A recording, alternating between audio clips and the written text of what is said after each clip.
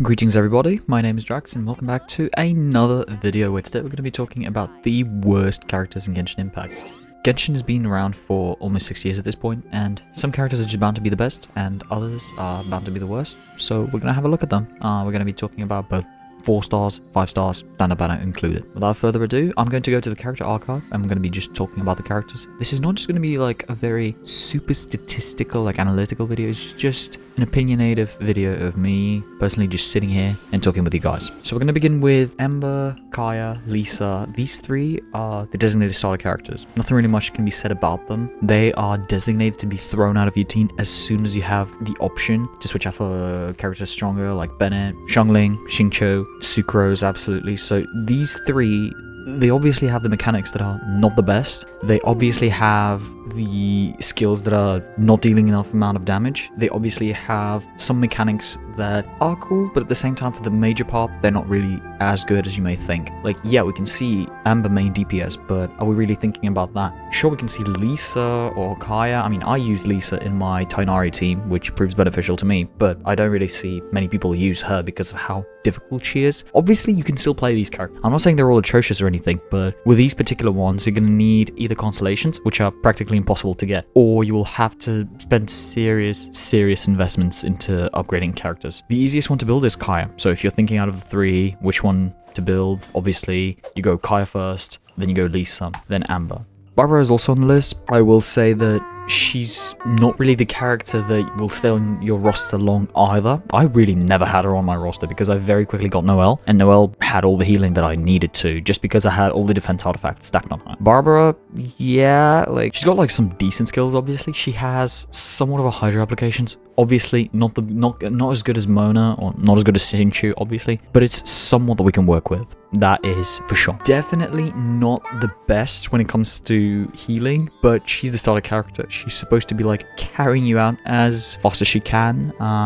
For a beginner, obviously you're gonna get much better healers. You're gonna get Diona, maybe even Sayu. If we're looking at Cookie Shinobu as well, so all of them are gonna be much better than Barbara. So it's not like she's gonna stay on your roster long enough either. Razor, not really a starter character anymore. Like, yes, he's the character from the first patches, but himself, he is already the first character from the gacha game. So you don't get him for free. You get him by rolling the gacha, and everything is looking kind of sad over here. It's obviously looking better with the boss, but I'll get into that a little bit later. So the main problem with Razor is that he is a physical DPS character. And the problem with him as a Claymore physical DPS is that physical damage has not seen any evolvement since pretty much Eula's release in Genshin. Ever since then, we haven't really seen much of an improvement. We got Eula's signature weapon, we got Pale Flame, and that's it. After that, we only had to wait for... Yeah, after that, it was only Mika, and it was Freminet. But getting back to Razor, he has interesting skills, so to say. Like, you can use him as maybe a driver, like he can be dealing electro damage, and in the meantime you can be switching his attack to a different infusion. Like, for example, you can have him dealing electro damage in his ultimate ability, while you will also have your Razor doing pyro damage, of course. For instance, if you have C6 Bennett, because of the infamous infusion, I know it doesn't show over here, but I have C6 Bennett and C6 is activated because right now it's more beneficial to activate C6 Bennett rather than not, because when it comes to characters, we only have like Eula and a couple of other characters that do not benefit from Bennett C6, but characters like Diluc, Mika at times, Arlecchino as well, all of those, even Dehya, like a lot of these characters, they just benefit from Bennett, but Razor is not one of those characters. Like, sure, you can finally use him now. He's much stronger when it comes to the, like, after his update. So if you have a look at his talent skills, and if we go into this one, obviously we see that he was really buffed.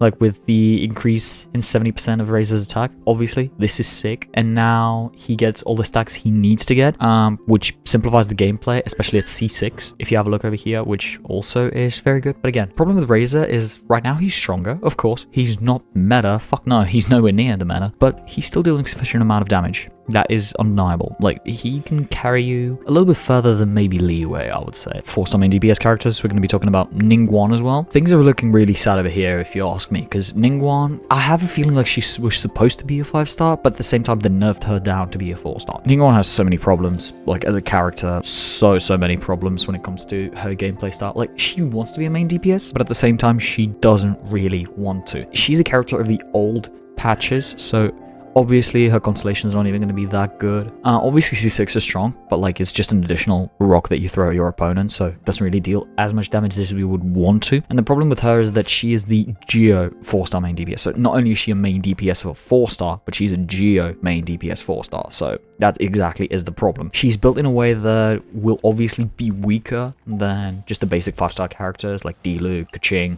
I would say Noelle is even stronger than her. That's exactly the problem. Like if Noelle is stronger than you, bro, it says how weak you are in your own element. Like obviously we can see uses to Ningguang still being present, like maybe some sort of a like a burst to DPS, because her ultimate ability is only 40. That's actually really great. So like if you have a mono Geo team, obviously Ningguang can be like a very good pocket 4-star burst DPS, but if we're talking about like just general use overall for the squad, then we're looking at characters Noelle and just in general the characters that are much more suitable. And Ningguang in this game kind of phases out if we're talking about her applications and Geo teams, and that's pretty much where her good use ends. You can still play as her, obviously. She's a strong DPS in early game. She personally carried me a lot, as you can see. Like, she joined my party in 2021, and until I got, I believe it was Diluc. So yeah, for five months, like almost 6 months, she's been carrying my account in the second part of the Abyss, which was pretty good, and I genuinely have no regrets about her. But I switched out of her as soon as possible, and frankly, I say so should you. Obviously, you can still play her, but I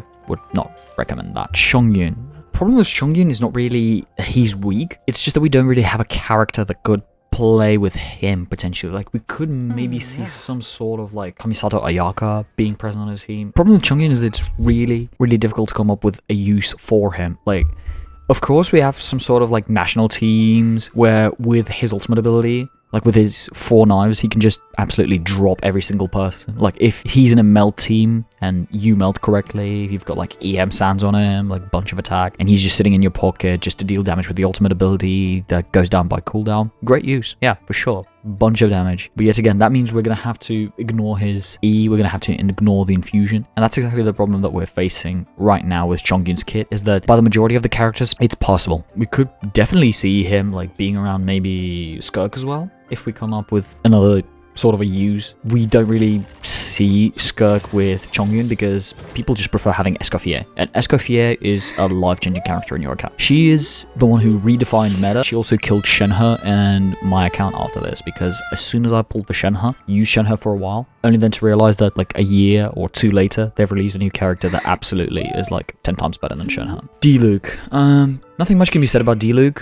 This moment would happen rather sooner or later. I'm planning to make in the video like the worst 5-star characters in Genshin Impact, but for now, all I will say is that he's just simply too old for the meta. Like, we remember him being like one of the strongest characters in the beginning of the game, and that's how he was designed. Like, he wasn't designed as the strongest, I mean, duh. We had Klee, we had Hu Tao, we had Yae Miko, all of them were stronger than Diluc, but that's exactly the point why he was designed like that, because he is a 5-star character from Standard Banner, but he doesn't need to be as stronger than them, you know? You can still build him, and you can still use him. Like, hell, I use him with my Bennett C6. He's exactly the reason why I activated my Bennett C6. When it comes to other types of investments, genuinely, Diluc is very possible when it comes to building a character. Qiqi. Things are very sad over here when it comes to Qiqi.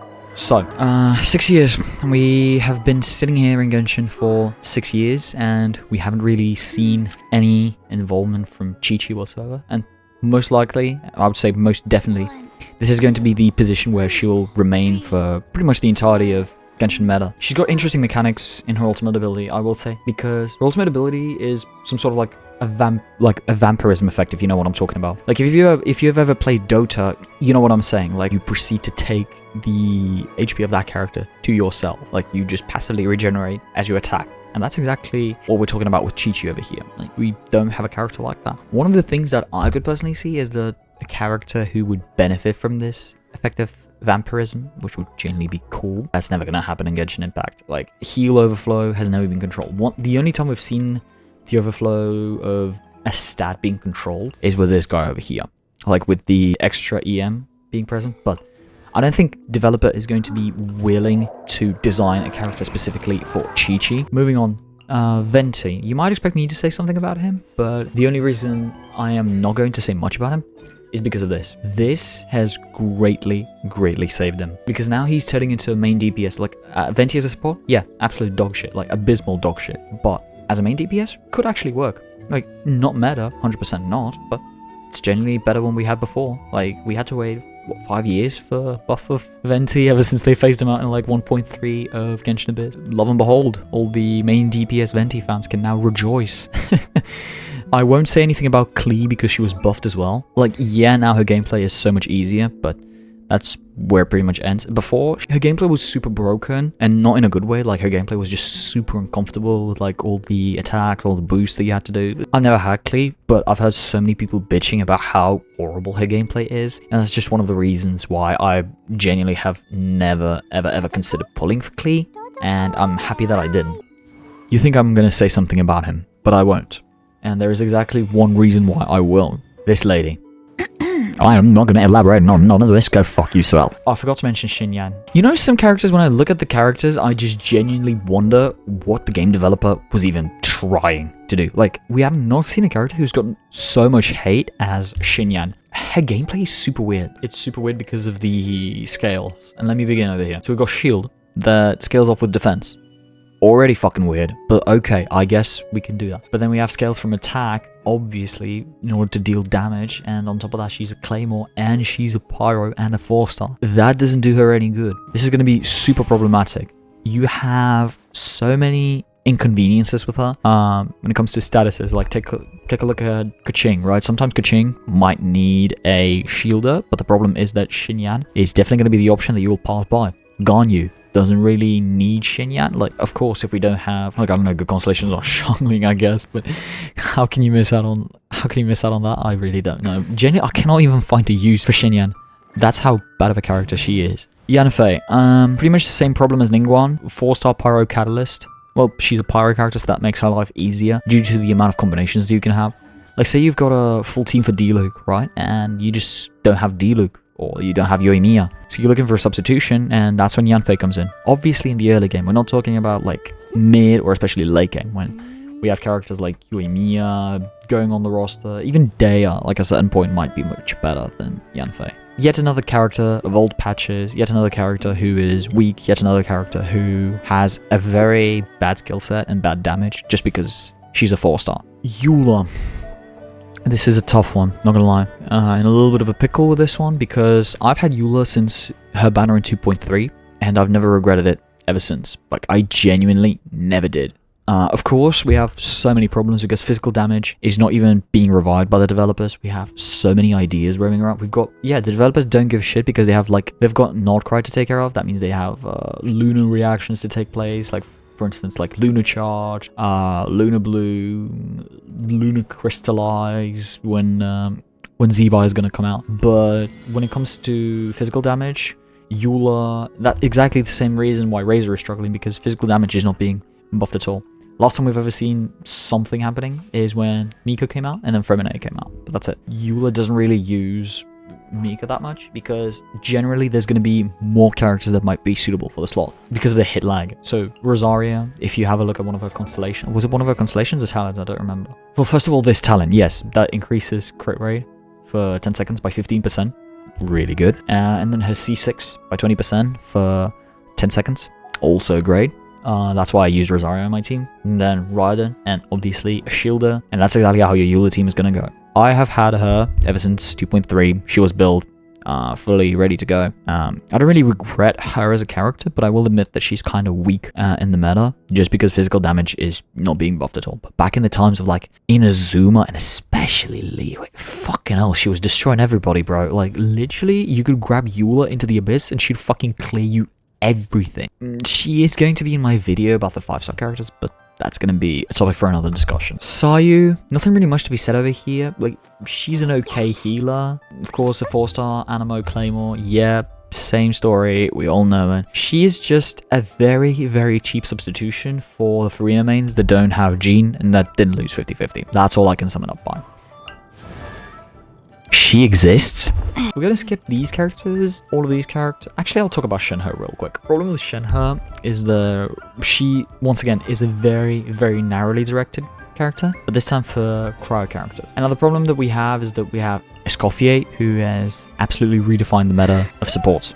Heal, buff, resistance card, genuinely 1,000 times better than Shenhe. Obviously, you can pair the two up, But Shenhe right now is more of like a very nice bonus in mono cryo teams. But I really don't see a reason why players nowadays should pull for Shenhe rather than Escoffier. Moving on, we have Shikano and Heizou. Yet again, the same problem that we have with 4 stars. Heizou, he's not really supposed to be like something of an incredibly strong character that we're going to see. Like, he's a very good ammo driver, and he can be like a main DPS. Yeah, we saw all of those like one punch videos where the streamers just build him so that he could hit as much as possible on that Scar boss fight. Yeah, you can do that. That sounds fun, but I would never do that. Okay, and then we have some of the Sumeru characters that we got to go by. I'm not going to be talking about Klee, but I will be talking about Dori. Dori is the character that might have been the biggest what if in the Genshin meta, because we're really used to Kuki Shinobu right now. And Kuki Shinobu faced a lot of criticism when she came out, but people started loving her with